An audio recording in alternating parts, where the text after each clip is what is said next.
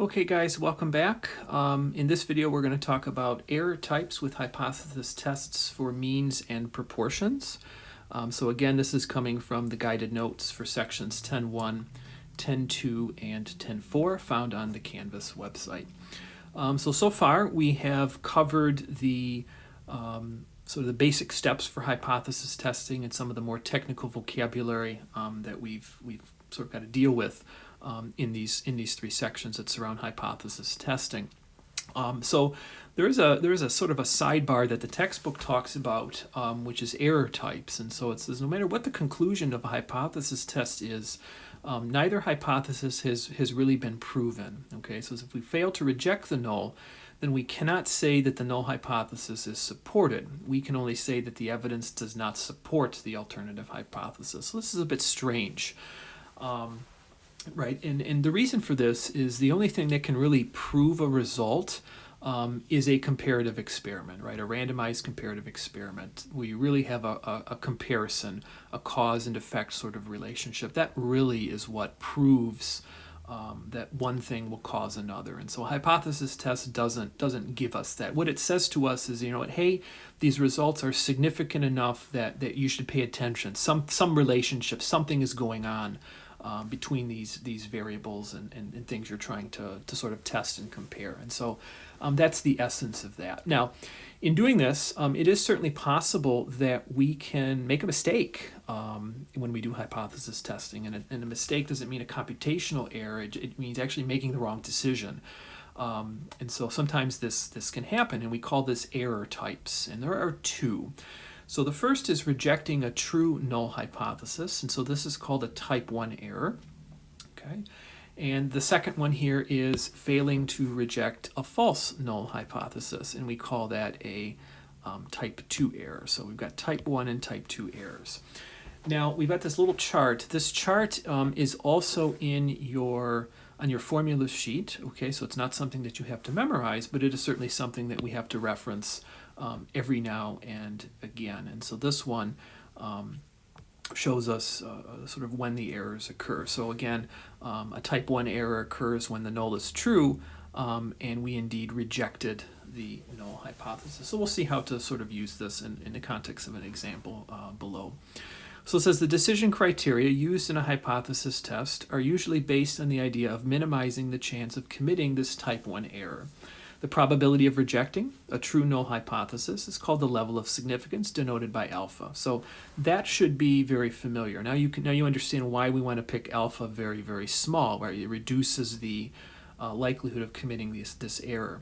So it says the smaller the level of significance, the more evidence required to reject the null. We can choose the level of significance to be any value we wish, but we need to make sure we're careful with this, because alpha represents the probability of making a type 1 error. Beta represents the probability of making a type 2 error. So the smaller the probability of making a type 1 error, the larger the probability of making a type 2 error will be. So I think the textbook has like a like a balance, right? Where if you increase alpha, beta goes down, and vice versa. So there's sort of an inverse relationship that exists there. So let's take a look at an example and see how we can sort of use this. Okay. So this is for each example, determine if an error was made and indicate which type. If the correct decision was made, then write correct decision. All right, so it says insurance companies commonly use 1,000 miles as the mean number of miles that the car is driven per month. An insurance company claims that due to our more mobile society, the mean is more than 1,000 miles per month. Insurance company tests the claim with a hypothesis test and decides to reject the null. Okay, assume in reality the mean number of miles cars driven is 1250. Was an error made? If so, what type? Okay, the easiest thing to do is to get the hypotheses here. Okay, just to start with that. So again, we're using this common number 1,000 miles, and you'll notice they're talking about the mean number of miles. So that suggests to me that we are dealing with means. So there's mu. Okay, and we also have 1,000 as our comparison number. Now the question is, what exactly are we trying to test the claim of? So let's see this again. It says the insurance company is claiming that what? Due to the more mobile society, the mean is more than 1,000 miles per month. Okay, so that makes it nice and easy. That means the alternative is greater than, and the null has to be less than or equal to. Okay, now that's the hypotheses. Now we are told that they did make a decision, right? Now what did they say for their decision? It says they did a test and they decided to reject the null. Okay, so that's important. So they rejected the null. Okay, now what was reality? Reality said what? It says in reality, the mean number of miles a car is driven is 1,250, right? So in this case, what they're telling us is that mu is equal, let me write that a little bit better. What they're telling us is mu is equal to 1,250. Okay, so how do we put this together? So they decided to reject the null, which means the null's not valid. So that's why I'm crossing it out. So it means that the alternative has to be the way to go. Well, if that's the case, it says mu is more than 1,000. Reality was it was more than 1,000. So this looks like correct decision. Okay. All right, let's see how this works on letter B. It says a study on the effects of television viewing on children reports that kids watch a mean of 4 hours per TV per night. Okay, so that's a mean hour, so that means we're using mu again.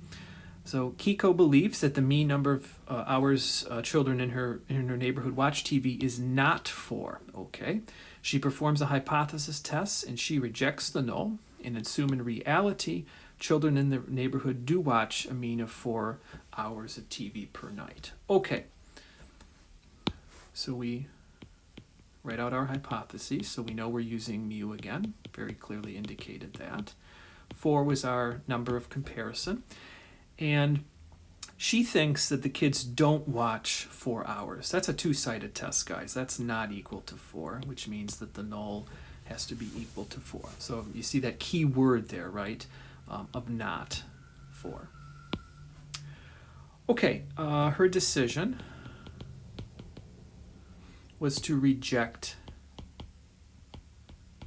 the null hypothesis. Now, reality said what? What did reality say? So I think reality was